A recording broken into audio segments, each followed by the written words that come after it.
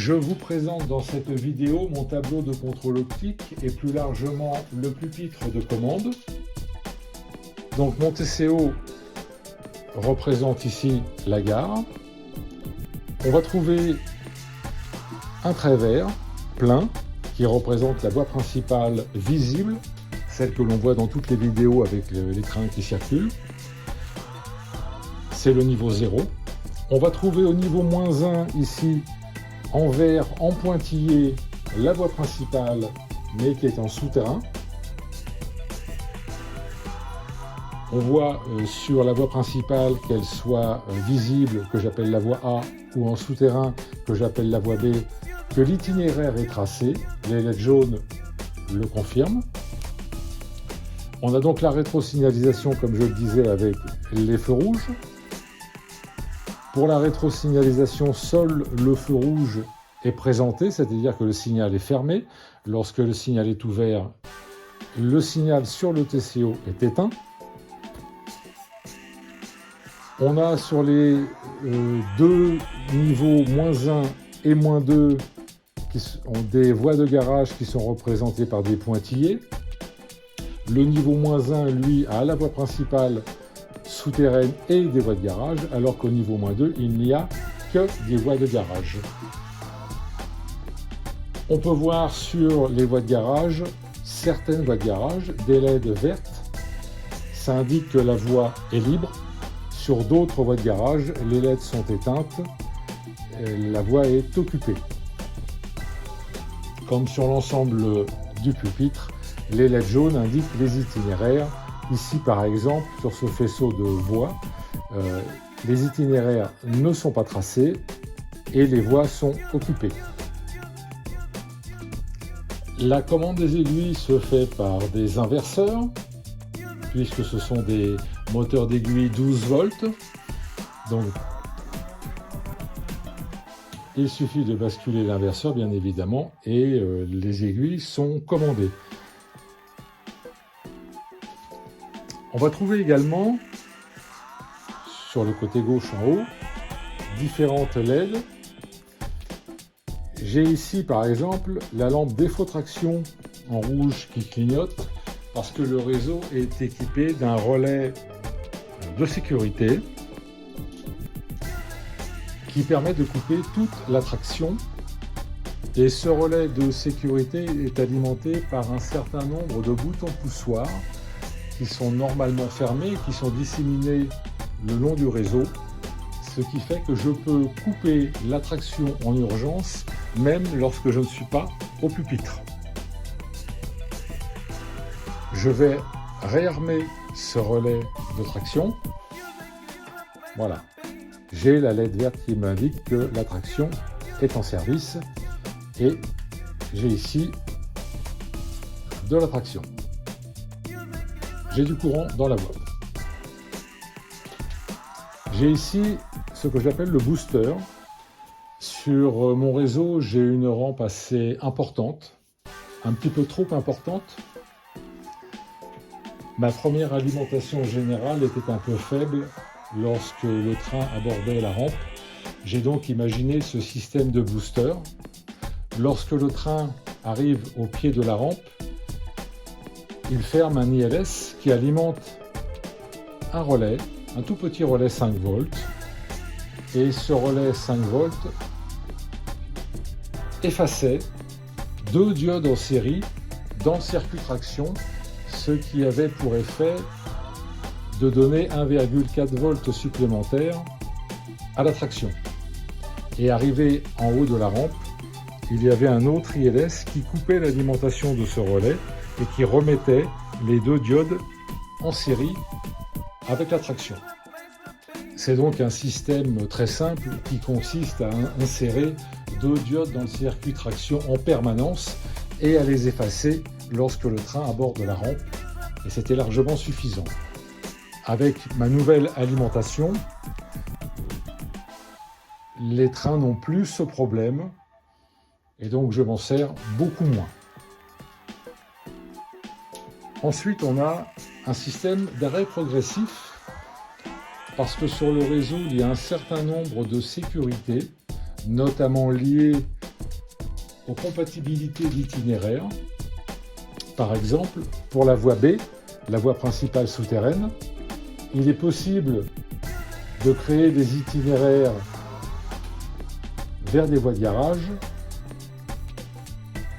Et lorsque le train aborde cette voie souterraine, si par inadvertance j'oublie que j'ai commandé l'itinéraire vers une voie de garage, il vaut mieux éviter que le train aborde à grande vitesse cette voie de garage.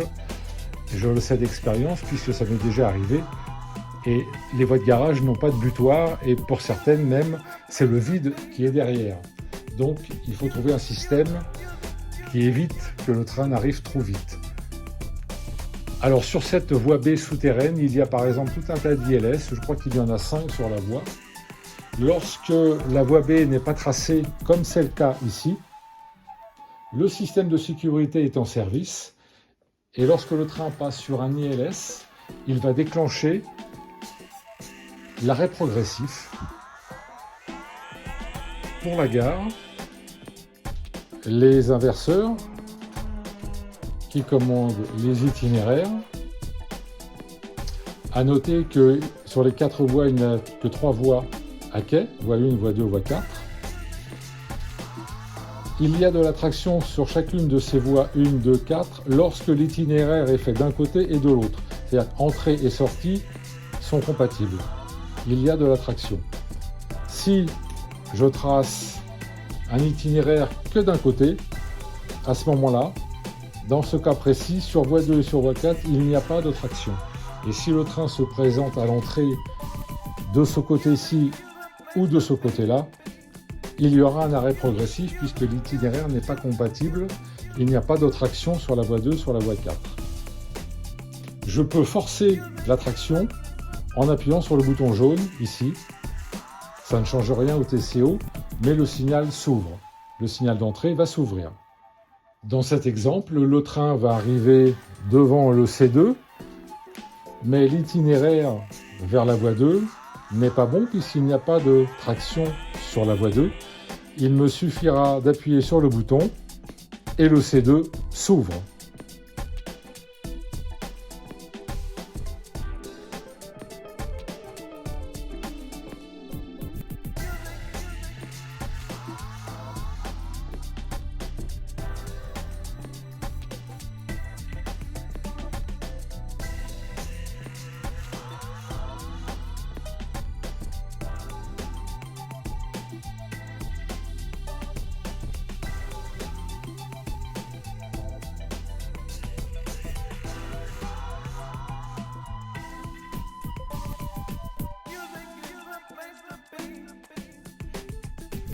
On trouve également sur le pupitre un interrupteur pour l'éclairage haute fréquence des trains. Je vous invite à vous reporter sur la vidéo qui parle de l'éclairage des trains, qui se fait par la haute fréquence et non pas par le courant traction. Les 2 inverseurs de sens. J'ai 2 boutons poussoirs ici. Je le disais tout à l'heure, lorsque sur la voie B principale, je sélectionne une voie de garage. Normalement, lorsque le train aborde cette voie B souterraine, le système de sécurité fait qu'il va y avoir un arrêt progressif pour éviter que le train ne rentre en vitesse sur la voie de garage. Dans ce cas, comment faire pour faire rentrer le train? Eh bien, je peux, moi, annuler manuellement le système de sécurité pour montrer que je suis présent au pupitre et que surtout, je n'ai pas oublié que j'avais tracé un itinéraire vers une voie de garage. Encore une fois, ça m'est arrivé plusieurs fois et donc il est important d'avoir un système de sécurité. J'ai ici un système de détection. J'en parlais tout à l'heure, ce sont les LED vertes qui sont sur les voies de garage, sur toutes les voies de garage. Lorsque le train va rentrer sur la voie de garage, il va passer sur un ILS qui va éteindre la LED verte. Et lorsque le train va sortir de la voie de garage, il va allumer cette LED verte. Mais si pour une raison ou pour une autre, je veux sortir la machine, par exemple, et pas la rame, la voie, bien que la machine soit sortie, va être occupée. Dans ce cas, avant de sortir la machine, j'appuie sur l'annulation détection, je sors la machine et la LED verte reste éteinte, la voie est toujours occupée sur le TCO. J'ai ici le haut potentiomètre arrangé à ma façon, avec différents niveaux de tension. J'ai fait réaliser ce tableau de contrôle optique en imprimerie sur un adhésif qui est collé sur du plexiglas, une plaque de plexiglas. L'inconvénient, c'est qu'il y a eu quelques modifications depuis et il a fallu que je fasse quelques raccords avec des couleurs approximatives. Je m'en contente. Je vous présente l'envers du décor du tableau de contrôle optique. Les puristes vont crier au scandale devant cet étalage de câbles dans tous les sens, mais j'arrive à m'y retrouver quand même.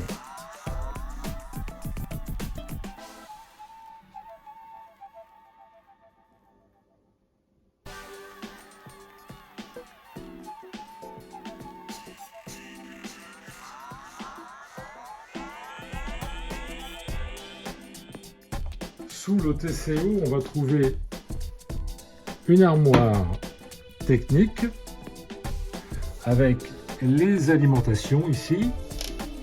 4 alimentations pour du 24 volts, du 12 volts, du 15 volts et du 6 volts.